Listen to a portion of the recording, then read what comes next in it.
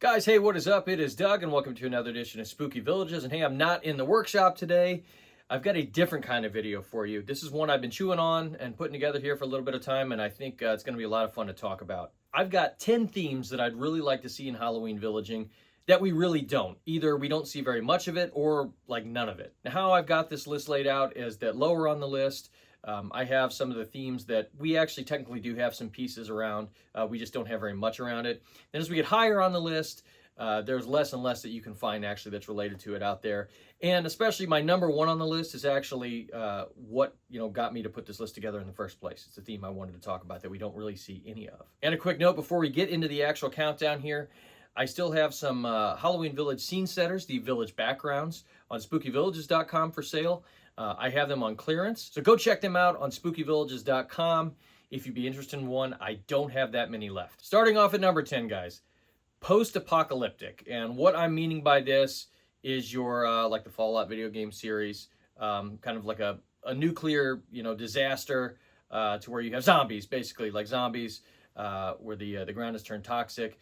Think of the Wasteland pub. We do have a famous building in this, and there's been a couple that have been related to this, but we really haven't seen very much in regards to this theme, which is a real surprise because when the Wasteland pub came out a few years ago, I thought it would be, I thought we'd see a full line around it. We just really haven't. It's just been a piece every now and then. We've also had something like the Zombie Fortress, which is a good zombie piece, but again, it's really kind of few and far between, and I think that would be really popular to see that explored, kind of much deeper with more buildings or pieces, accessories in the future. Number 9, we have classic aliens and UFOs. So last year in 2025, Lemax actually did release a building that kind of does fit the bill here.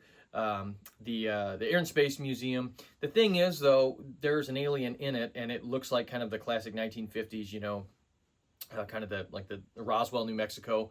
It has that vibe to it, but it's more of a zombie piece actually than it is an alien piece.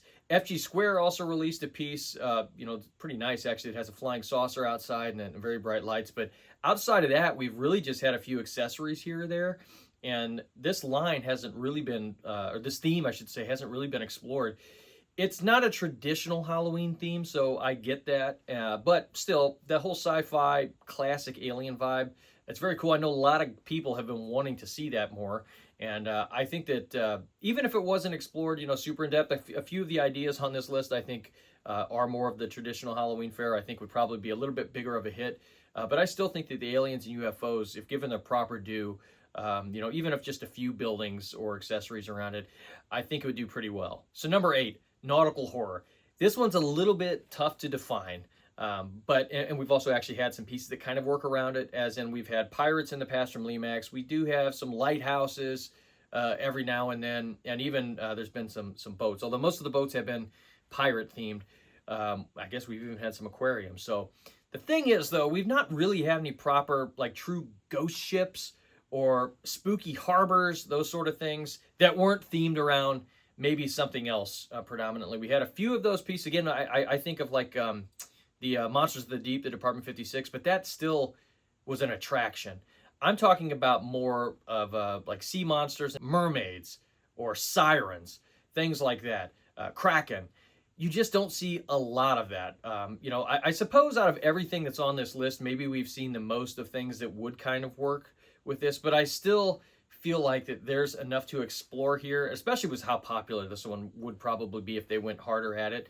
I think there's enough, fertile ground here to mine and things we haven't seen where they could, and I mean Department 56, Lemax Spooky Town, FG Square, whoever the builders are, I think they could go harder at it, and there's a lot of fertile ground out there they could tilt. Number 7, dark fantasy. So Lemax and Department 56 have put out castles. Heck, in recent years, even this year, there's technically a castle that's coming out from Lemax. Usually in the past, they've kind of been themed around, a lot of times you see mad scientists or vampires or other such things. I'm talking real classic dark fantasy. You know, like your necromancers, having goblins, ogres, sorcerers or sorceresses, all that sort of thing. And even as far as buildings go, it doesn't have to just be castles. I would love to see some, like, you know, forests, like have some forests with like dark tree spirits or things like that. More of that kind of thing. Dungeons. And there's just a lot of stuff I feel like they could go into with that. And dark fantasy's mega popular, you know, fantasy's popular. I know we've seen a little bit in regards to castles and everything, but what I'm talking about here is going maybe, you know, a little more focused with it. Heck, I would love to see like a huge undead dragon or something like that. That would be a lot of fun for me as someone who loves that genre, and as someone who actually I'm working on collecting all of the current castles that have been released over the years to build a big castle scene. This is something that's near and dear to my heart. I would love to see dark fantasy be a real theme within the Halloween Village landscape. Number 6, and this is going to be the first licensed property I have on here. There's a couple licensed things. Because this is licensed, it probably means Department 56 and not Lemax. But I would love to see a small series of the classic Goosebumps books that are licensed. Of course, the classic R.L. Stine series. I've actually recently started collecting all the originals here, the original 62. I love Goosebumps as a kid. I know that, you know, and I'm an elder millennial. I know a lot of you out there are probably around the same. And probably a lot of you started reading Goosebumps out there, which kind of started your love for horror and spooky stuff. I know for me, it significantly helped. I remember when Goosebumps came out in the Scholastic Book Fair, or the book fair, and how much fun that was, and reading the first series of books. So anyways, I think it would be a lot of fun if we had some Goosebumps licensed pieces. It doesn't have to be much. Maybe just like the Haunted Mask and the Mask Shop. There's a few things that they could do, a few iconic monsters and characters within Goosebumps and locations that they could do. Doesn't have to be big, but I think Department 56, they license, you know, they license a bunch of properties, right? Especially in recent years, Department 56 has been just big on licensing a lot of things. I think Goosebumps would be a real hit, especially among, you know, my demographic here of the millennial crowd who grew up with Goosebumps. Both the books or the show. Number 5, cryptids or folklore monsters, whatever you want to call them. I'm talking about like the legendary creatures that like your chupacabra, you know, Bigfoot and Sasquatch. Now, I think there have been some Sasquatch type creatures done. So just using it for an example, I'm talking more about other things like, you know, the Jersey Devil, you have the Mothman. There's a lot of these type of legendary creatures, which a lot of them do have kind of that spooky tinge to it. This would probably be less of, you know, actual buildings. This would be more of the themed, you know, I guess accessories or figures, but still some of them, it would be, you know, there's settings you could put them in. It would be a lot of fun to see that. I just think that's wildly unexplored, and especially because there's no license, as far as I know at least, for a lot of these creatures. And it would just be fun to have them, you know, a small line of them to add to the to villages. Probably this would be more of a Department 56 thing because they could almost start a line for it. But still, Lemax has released some, I know, over the years that are similar to this. That can kind of stand in for some of the creatures, but still, I would love to see this going at hard. I think it's just very unexplored, and a lot of people would really like it, especially if you live in an area, you know, that has a cryptid kind of local to your locale. I think that'd be a lot of fun. Number 4, I'm calling this mechanical monstrosities, which is fun to say. I'm talking about like automatons, killer robots, especially like the old-timey killer robots. That's a lot of fun. The old sci-fi style. But like big mecha spiders or steampunk type of horror. Now, we do and have seen some steampunk stuff. Actually, this year there's a cool, the clock building that Lemax has that's coming out. But I'm talking about the actual monsters within it, especially what kind of drove this idea was kind of the classic style killer robots. We don't really, as far as I know, don't really see much of that. And you could do, you know, there's a lot that companies could do this. Robot factories. And even if you like that classic sci-fi, I think it would almost kind of work with the Alien style because it's a different kind of like horror and spookiness, that whole sci-fi vibe. But I think mechanical monstrosities, there's a lot of fun that could be had there in the Halloween villaging space. Number 3, creepy crawlies. And what I mean by this, giant insects, or I guess it doesn't necessarily even have to be giant insects because just there's some other insect themed stuff that could be done, you know, very well and be very creepy.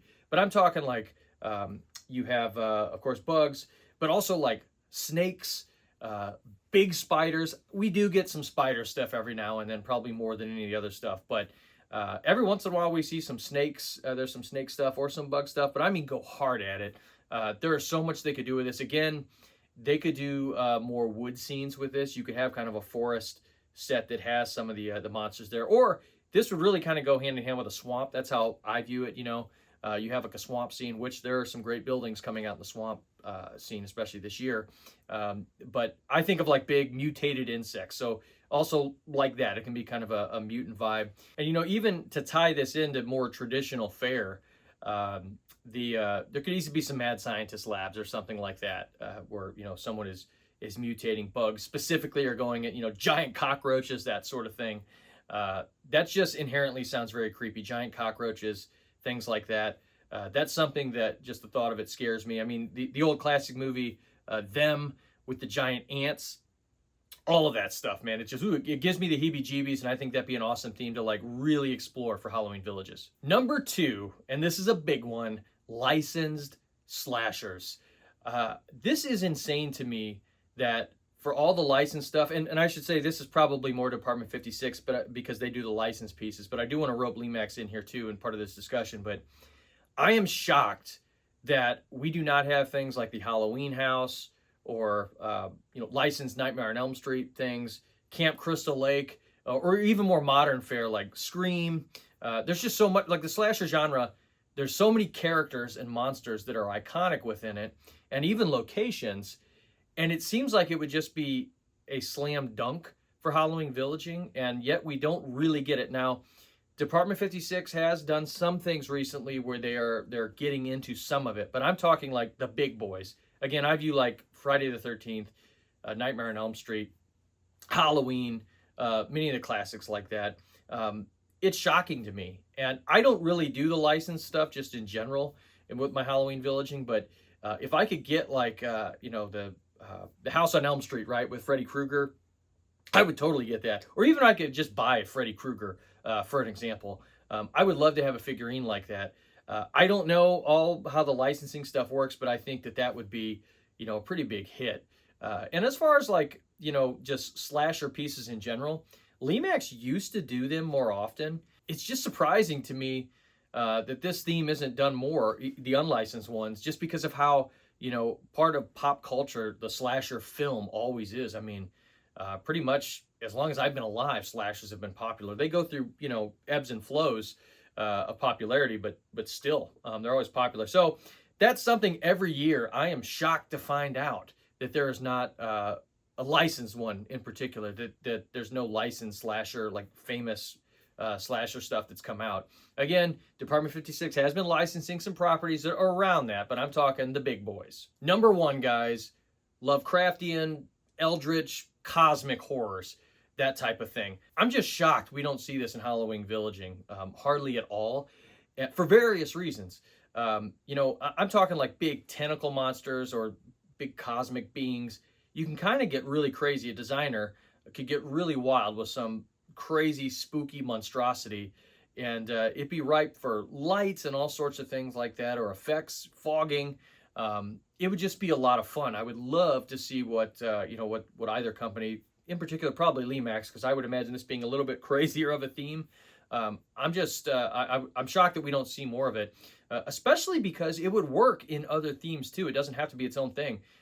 Whether you're talking like, well, I mentioned castles earlier, specifically. I'm a big Conan the Barbarian fan, the classic stories, and the modern comic book stuff. And Conan fights a lot of Eldritch type horrors. And actually, the original author of Conan, Robert E. Howard, was pen pals with H.P. Lovecraft. I love the whole history of that. I could go on a whole separate video or something else about that diatribe. But anyways, the whole point being that it would work with your castle stuff. It could work with seaside town, nautical. I mean, almost anything you could turn into this, because it would be, you know, have kind of that cosmic horror vibe behind it. Of course, for a good example of this, Stranger Things. Stranger Things was heavily inspired by H.P. Lovecraft with the Mind Flayer. A Mind Flayer from D&D is heavily inspired by H.P. Lovecraft. So it's one of those things to where they could work into a whole bunch of things, whether it be like a possessed town, possessed ship, You know, I'm thinking of Cthulhu from Pirates of the Caribbean. It'd just be so easy to mix it into a whole bunch of other themes, which is just shocking they haven't really done it. I don't know why that is, but it's the thing I would like to see them explore the most, because I think Eldritch Horror, that's some truly scary stuff. It really gets in your head when you're reading about some of it, and I don't know, and it's being so visual as well, the way it can be represented with so many crazy things. I'm just surprised we haven't seen very much in Halloween villaging. So that would be my number one. I would like to see the companies go after. All right, guys. So there's some of my ideas. I would love to read yours in the comments below here. Let me know what are some themes that you would really like to see that we either haven't seen any of, or that we don't see, or haven't seen very much of to this point. All right, guys. Hey, thank you so much for watching. Thank you to my Patreon supporters, and I'll see you soon.